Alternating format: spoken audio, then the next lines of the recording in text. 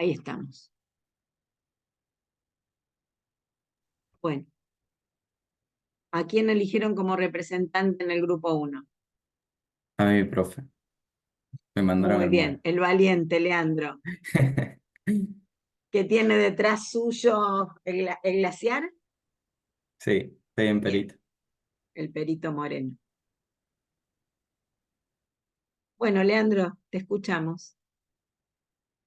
Bueno, la definición que armamos dice: educar es la transmisión de saberes, culturas, conocimientos y experiencias de generación en generación. Cada generación transmite sus conocimientos y experiencias, que a su vez los aumenta y pasa a la siguiente, formando a personas nuevas en el mundo con saberes intergeneracionales, con el fin de que el hombre llegue a ser hombre. El acto de educar es guiar, conducir, introducir a las personas en la sociedad. Eso es todo lo que pudimos armar. Bien, bueno, armaron una definición con estas cuestiones que el texto les contaba acerca de definiciones que transmitió el filósofo Kant y después Antelo. Y cuando pensaron en el acto de educar, entendieron esto de que educar es un acto subjetivo, es un acto político, es un acto de amor y es un acto de cultura. Sí, entendemos, profe. Bien. ¿Y quién puede contarnos esto? ¿Por qué es un acto subjetivo?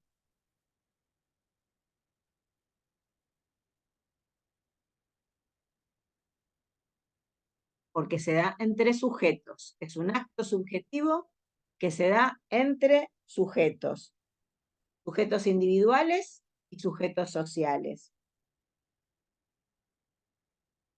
Es un acto político, nos dice el texto, porque construye un Yo, vínculo. ¿Cómo? eh, yo en ese había buscado una definición de por qué es un acto político. Bueno, dale, a ver.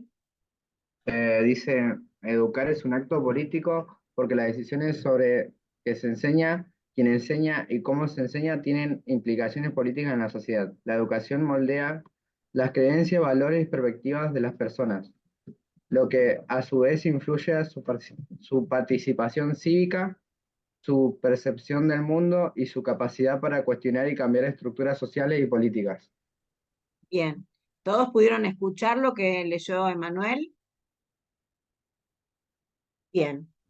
Profe. Y el Porque texto yo nos decía, o sea, dice, ¿cómo? ¿qué tenía que ver yo pensaba que tenía que ver la política en la educación? Porque en teoría nada que ver. Pero bueno, ahí lo estuve googleando porque me llamó la atención y es lo que encontré. Bueno, la autora te dice que la educación es un acto político porque dice, la relación entre el individuo y lo social, a partir del principio de la distribución y su vínculo con la libertad. La distribución es la distribución de lo común, del espacio público, como un juego de libertad en el que tomo lo común y le pongo mi firma. O sea, es un espacio político porque tiene que ver con un lugar donde se construye un, una posibilidad de acción de esas personas. Y cuando habla de distribución, habla no solamente de la distribución de saberes, que es lo que hace la escuela, decimos que los contenidos son saberes que se piensan significativos para esa sociedad en la que se comparten esos contenidos, se difunden esos contenidos, sino que también lo que se comparte entre sujetos son los modos de la vida social. Por eso es un acto político. Y además, como bien decía Emanuel, hay una decisión por parte de un Estado que determina las obligaciones que tiene él como formador de ciudadanos. ¿Sí? Bien. Como acto de amor tiene que ver con que hay un compromiso tanto de quien enseña como de quien aprende. Si no hay un amor por lo que se hace, es muy difícil aceptar ese aprendizaje, acceder a ese aprendizaje. Y si no hay un amor por lo que se enseña, tampoco se contagia a los otros ese amor. Y finalmente, dice la autora, educar como acto de la cultura, porque es necesario para sostener en el tiempo una cultura en una sociedad, el hecho de la transmisión que hace la educación. ¿Sí? Bien. Finalmente dice, educar es la acción de puesta en relación entre los que están y los que llegan, a través de la transmisión de la cultura. Se imbrica en la constitución sociohistórica del hombre en tanto hombre. Supone la inserción del hombre en tanto sujeto en el acto de distribución de lo público. O sea, permite la inclusión y la acción de las generaciones nuevas a lo que ya está, a la cultura que está. Eso es educar. Bien. Permite, profe, perdón, permite la inclusión y qué más. La inclusión y la acción en la sociedad.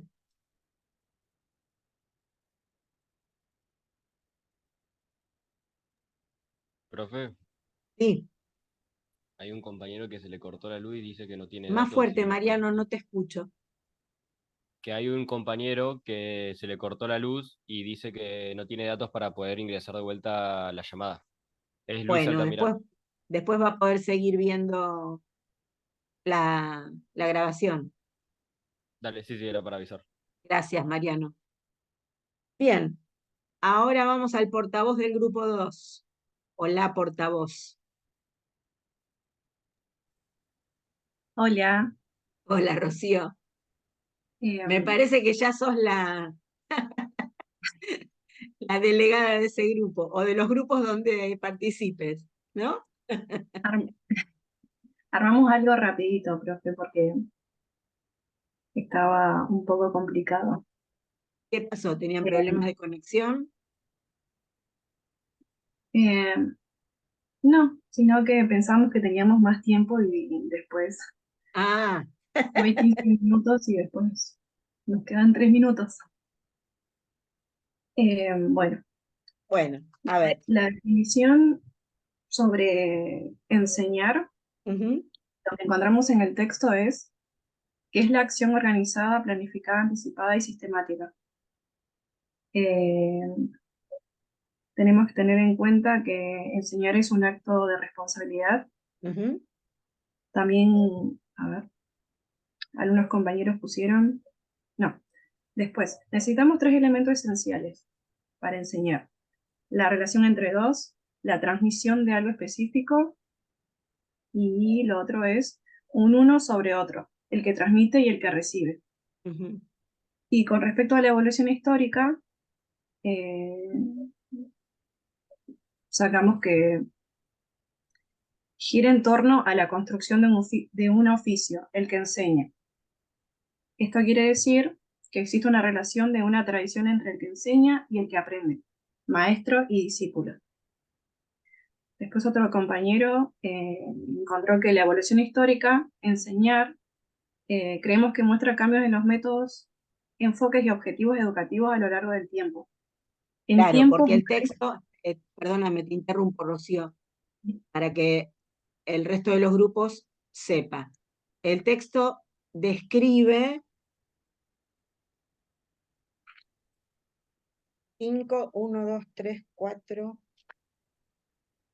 5 etapas históricas en las que se piensa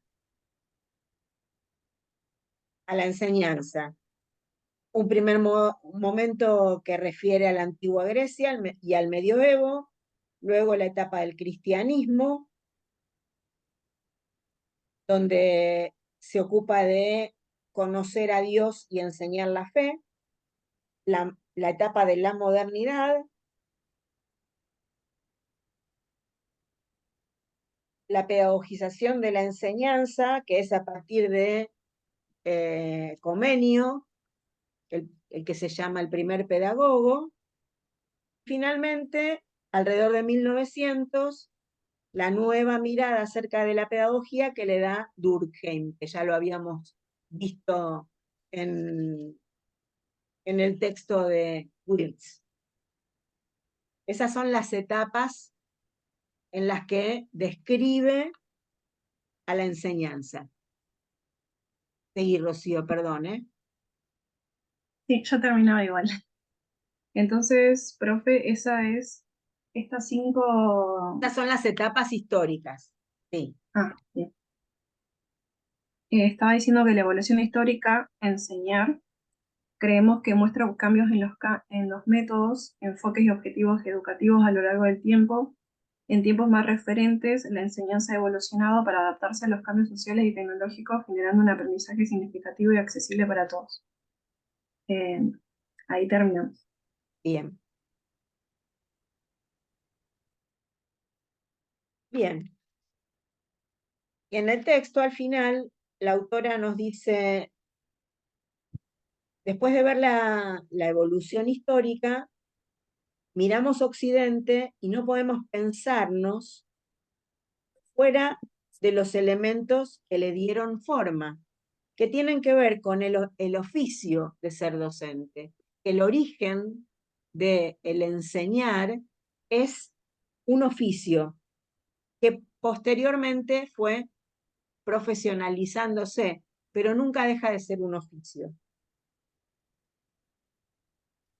Y por lo tanto, hay una responsabilidad de quien ejerce la enseñanza. ¿Sí?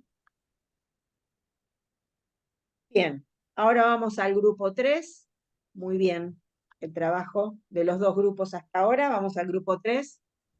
Gracias, profe. ¿Quién es la Hola, profe. encargada o encargado, Rodrigo? Sí, bueno, yo ahí pude marcar, bueno, caracterizar lo que es la enseñanza moderna con los chicos. En principal, primero Un la poquito más escolarización. fuerte, Rodrigo, o acércate al micrófono Ah, también. ahí está, ¿me escuchás? Yo sí, los chicos, Sí, te escuchamos. dale. Bueno, la escolarización en todo caso sería como la inserción del hombre a un sistema educativo y con respecto a la caracterización de la enseñanza moderna, tomamos, bueno, principalmente decía que enseñar a todos y todos deben acceder al conocimiento y tener la oportunidad de educarse. En segundo lugar, podríamos decir también de que fue de carácter estatal. Ellos implantaron el tema a los clérigos como enseñantes o eran funcionarios del Estado como para educar a los niños o a la gente. Después también implementaron una corriente transdiscursiva. Perdón, estoy un poquito Perdóname, congestionado. Rodrigo, antes de que sigas. Esto de Sí, transformar a los clérigos en funcionarios educativos. funcionarios. Esto tiene que Sí, ver con que en los primeros tiempos, cuando no existían los estados-nación, las iglesias, las comunidades religiosas, eran las encargadas de transmitir la educación y de incorporar a las nuevas generaciones a esas sociedades en las que vivían.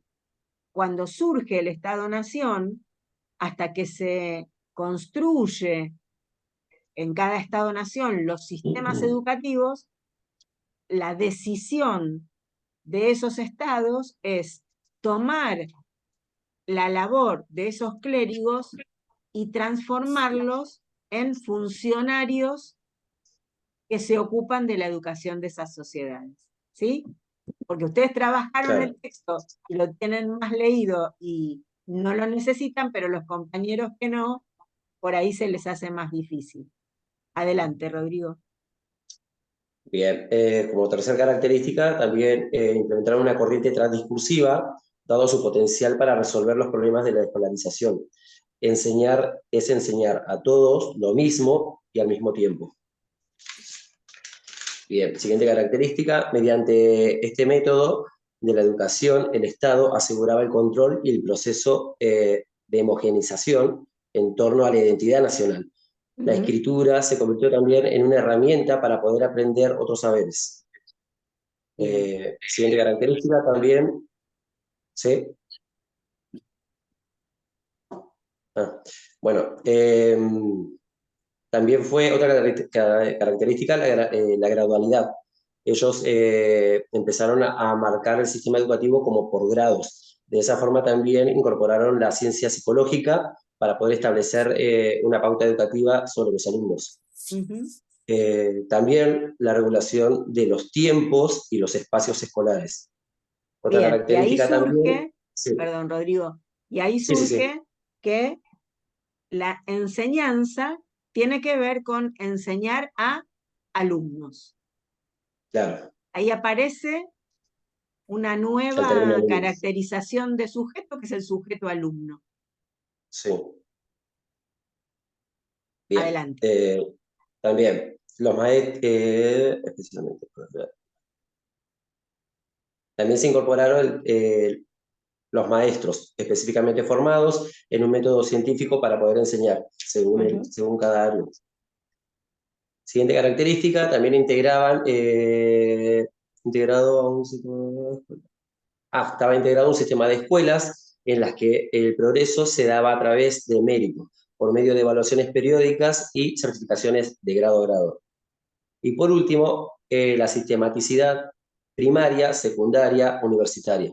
Fue una segmentación socioeducativa. Bien. Una decisión que tiene que ver con organizar por edades, grupos de edades, por características personales y con avanzar en la formación de acuerdo a esas características que tienen quienes aprenden. Sí. Muy bien. Finalmente lo que nos dice el texto es, bueno,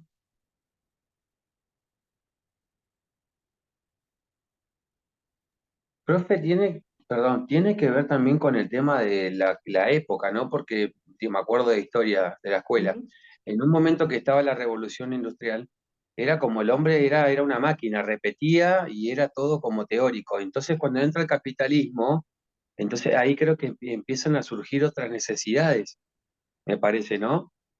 A pesar de esto de alumno, el hombre como un todo, no como una máquina. Creo, yo lo veo así. Sí, después de la revolución industrial aparece una nueva forma de pensar al hombre, porque eso tiene que ver también con la ciencia que estudia las sociedades, con la sociología, que en un principio lo que decía era que lo que llamamos el pensamiento positivista, lo que marca el camino de los hombres es la sociedad. La sociedad está por encima de los individuos. Entonces, aquellos que se incorporan a esa sociedad tienen que ser parte de ella cumpliendo con las expectativas que esa sociedad tiene sobre ellos, y si no lo hacen, serán los excluidos, y es cuando aparecen los famosos manicomios para albergar a aquellos que no podían adaptarse a las condiciones que imponía la sociedad. Posteriormente, hay otra manera de pensar a la sociedad y al mundo, la sociedad como un sistema y al hombre como inmerso en ese sistema y con la posibilidad de la creatividad. Ya deja de pensarse en aquel que no responde a las normas como un excluido del sistema. También se agrega la relación, a ver, ahí decía en el texto también que se agrega la psicología, ¿puede ser? Claro, se Como incorpora que la psicología al pensamiento de la sí, educación, sí. Sí, se incorporan varias ciencias, la sí, la pedagogía, la pedagogía también. psicología. Bien. Bien, el tema es que todas estas cuestiones que tienen que ver con la crisis que atraviesa a la educación, a la enseñanza, a la escolarización, han sido pensadas hasta este momento por la pedagogía.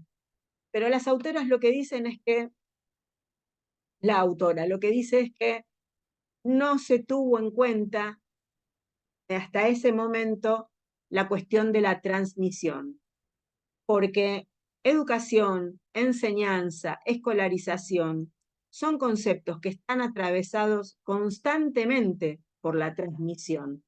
¿Qué ocurre en la escuela? Transmisión de saberes. ¿Qué es educar? Incluso sin relacionarlo con la escuela. Educar en la familia es transmitir aquellos valores importantes para esa familia a los nuevos integrantes de la familia. ¿Qué otra cosa es enseñar que no es transmitir? O sea, enseñar, si no transmitimos, no podemos enseñar. Entonces, este es el término que atraviesa a todos estos términos. Ahora vamos a volver al Power.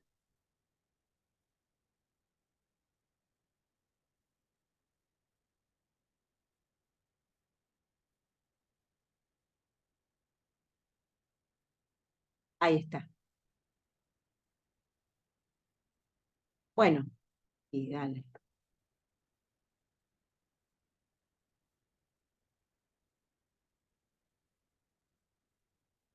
Cuando hablamos de transmisión, ustedes saben perfectamente de qué estamos hablando. Bueno, la autora habla de que respecto de estos términos sobre los que estamos hablando, la crisis de la transmisión tiene distintos aspectos. Por un lado, hay una crisis de transmisión en la cultura porque existe desconfianza mutua. Hay una dificultad en la comunicación entre las generaciones mayores y las nuevas generaciones, porque ya no comparten un lenguaje común. Y entonces ese no compartir lenguaje común y ese no compartir algunas normas hace que se interrumpa la transmisión por desconfianza mutua. Ese término que muchas veces habrán escuchado,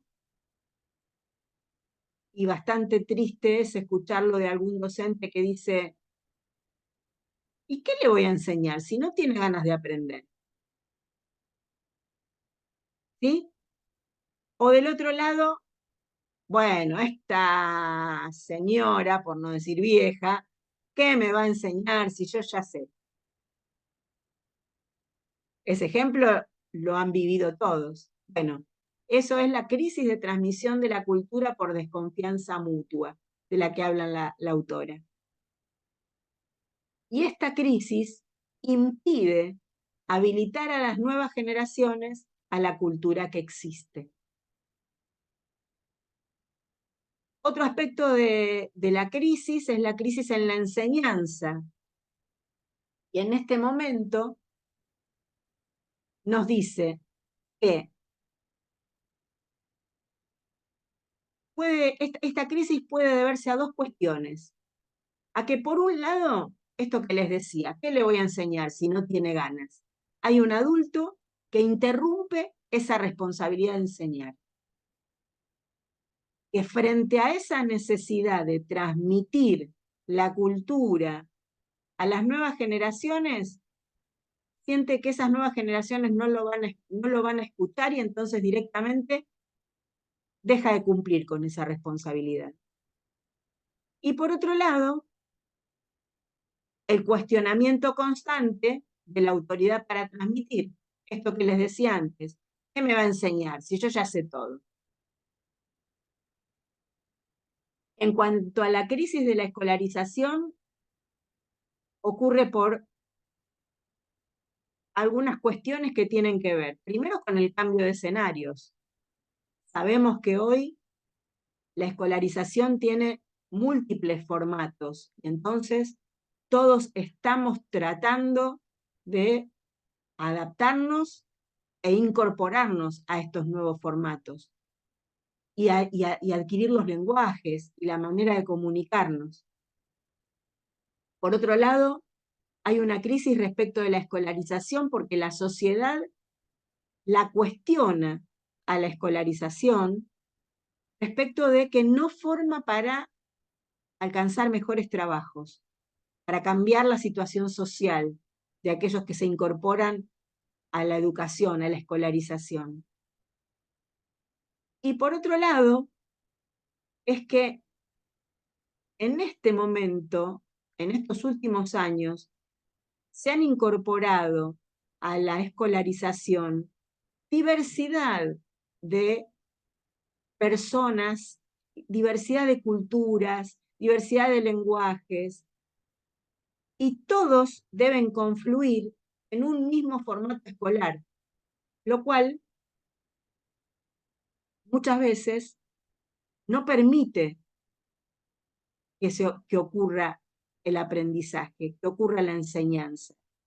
Entonces, también allí vemos otra crisis en la escolarización. Igual, profe, Bien. perdón que la interrumpa, Dale. pero me parece a mí también no común, así algo cotidiano, que ya los chicos que vienen de las casas sin ganas, sin querer aprender, porque desde la familia ya, dice, ¿para qué? O sea, ponerle educación física.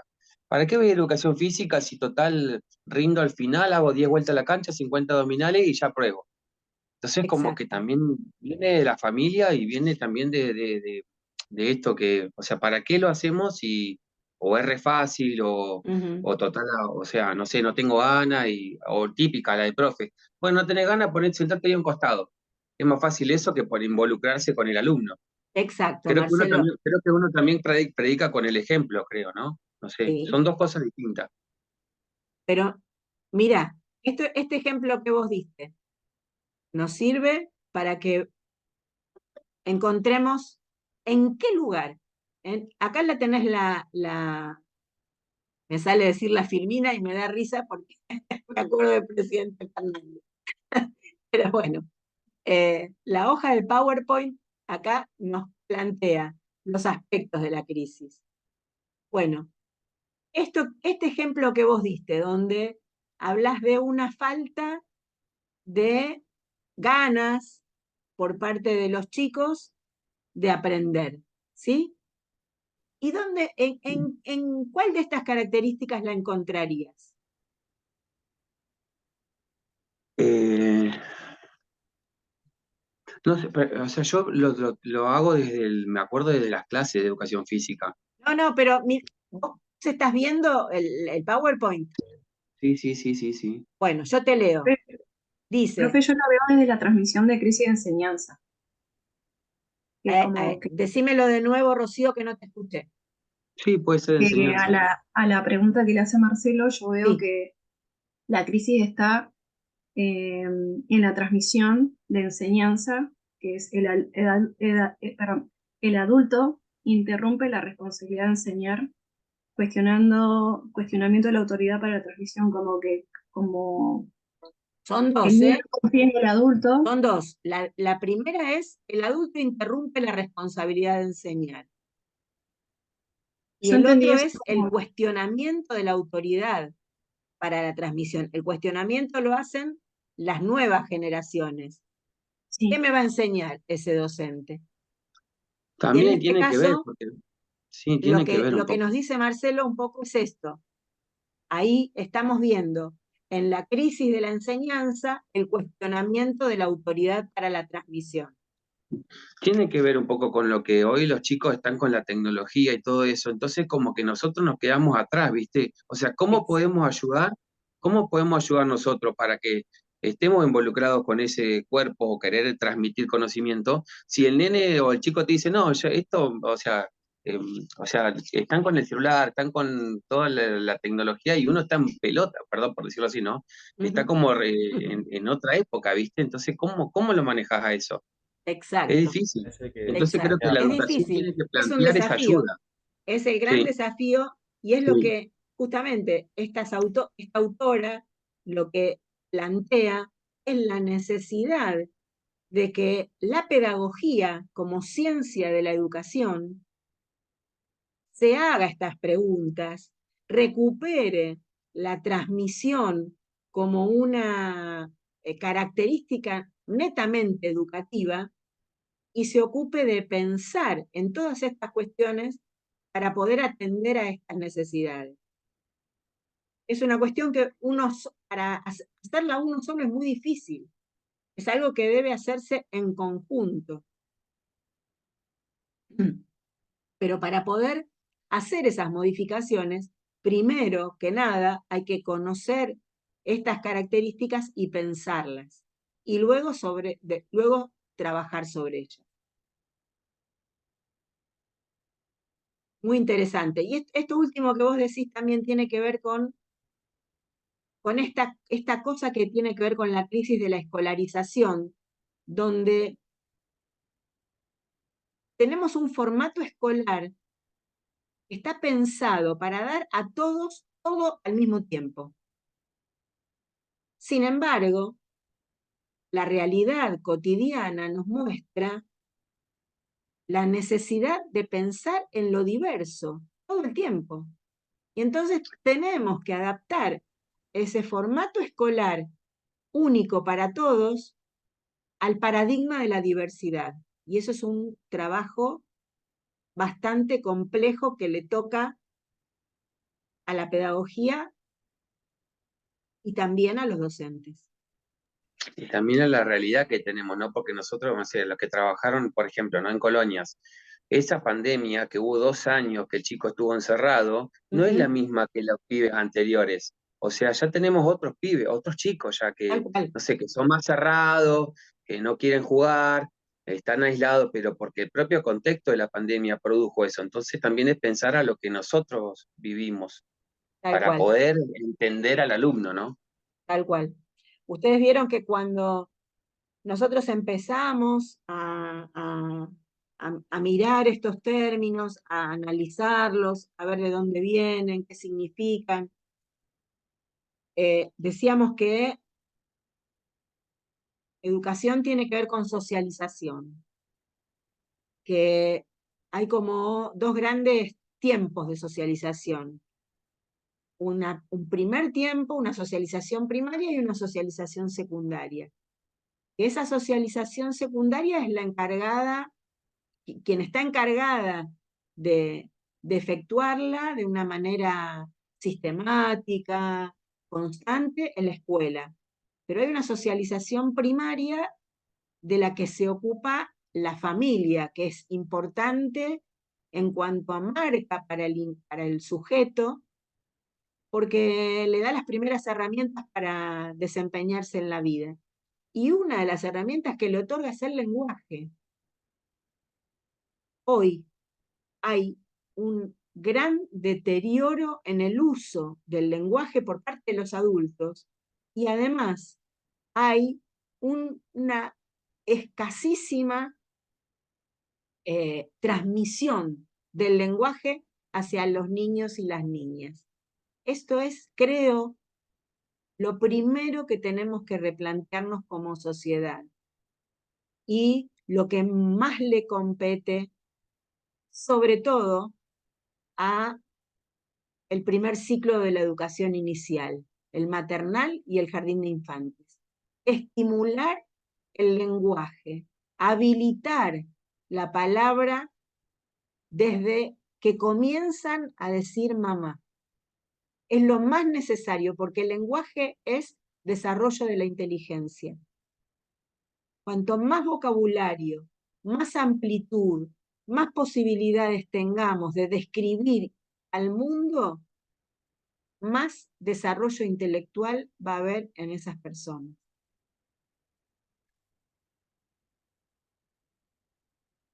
Bueno, volvemos al texto que les quiero leer los últimos párrafos para que nos vayamos pensando juntos.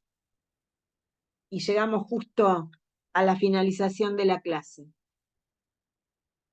Les decía que a lo que invitan la autora es a que la pedagogía se ocupe de incorporar el pensar sobre la transmisión a todo su cuerpo de investigación.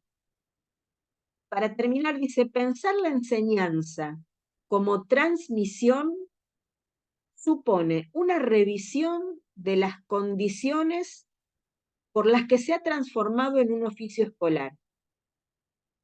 Una habilitación desnormativizada acerca del destinatario, o sea, habilitar sin normas al otro.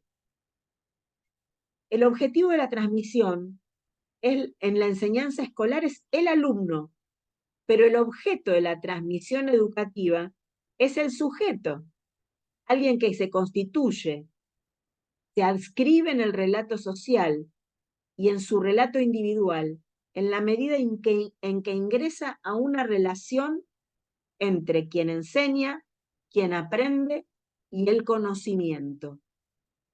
Desde esta perspectiva, enseñar, suponiendo transmisión y educación, consiste en asociar en el mismo acto de transmisión instrucción rigurosa, aprendizaje de libertad de pensamiento. O sea, transmitir conocimiento y transmitir posibilidad de pensar por sí mismo. Es posible afirmar que la enseñanza toma del acto de transmitir uno de sus componentes esenciales. Es un acto abierto por más que esté planificado. Es abierto porque lo que sucede en esa relación entre no puede predeterminarse. Puede planificarse actividades para enseñar determinado tema, pero lo que ocurre en el momento en el que el docente frente al grupo comienza a desplegar ese contenido, no puede pensarse. Es lo que ocurre en el momento. Lo que allí se transmite suscita otros efectos educativos que no se miden, que se desconocen, porque ahí están las ganas de ambos, están las cuestiones de intercambio que ocurren en el aula, están las necesidades y las historias de cada uno de los que interviene. Y decía, desconoce los efectos de lo que produce, pero puede orientar su producción haciendo que se produzca la relación. En consecuencia, como señala Quiseno en 2010, la pedagogía no comienza con el enseñar. Y acá lo que les decía antes, de que la pedagogía debe pensar la transmisión. La pedagogía no comienza en el enseñar, sino con el hablar entre dos. Y dice, maestro es el que habla, conversa y da la palabra. Pedagogía es el saber que recuerda que enseñar es hablar. Para que la enseñanza se convierta en el saber de la pedagogía, en su objeto, tuvo que desaparecer la conversación y el diálogo, o sea, la correspondencia entre dos que algunos pedagogos recordaron como carta. Mucho antes del enseñar, con lo cual aparece la pedagogía moderna, está el hablar. La enseñanza, por su parte, es tardía y se corresponde con la aparición del maestro como quien enseña. Es el trabajo con el relato, en diálogo con la memoria. Es un trabajo que se realiza no desde el centro de la simultaneidad, sino junto con sus bordes. Es asegurar una pluralidad de señales, en términos de Certeau, que solo se producen si hay relación, encuentro con un otro. En definitiva, si la enseñanza quiere volcarse hacia la transmisión, debiera, para el autor, recuperar el hablar, la carta, mantener ese 1 como 2 o 2 como 1. De eso se trata la educación.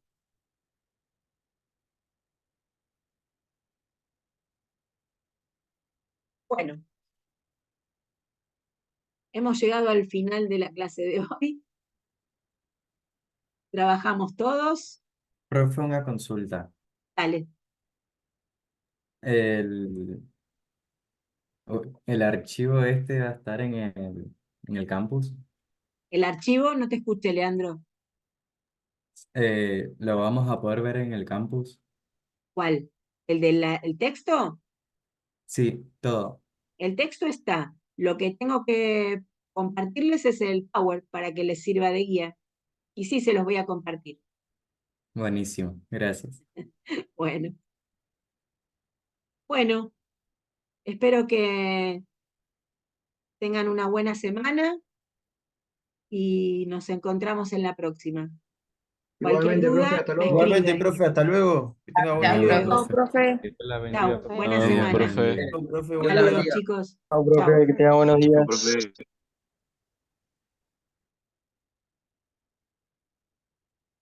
Chao, profe, nos Chao, vemos la otra profe. semana.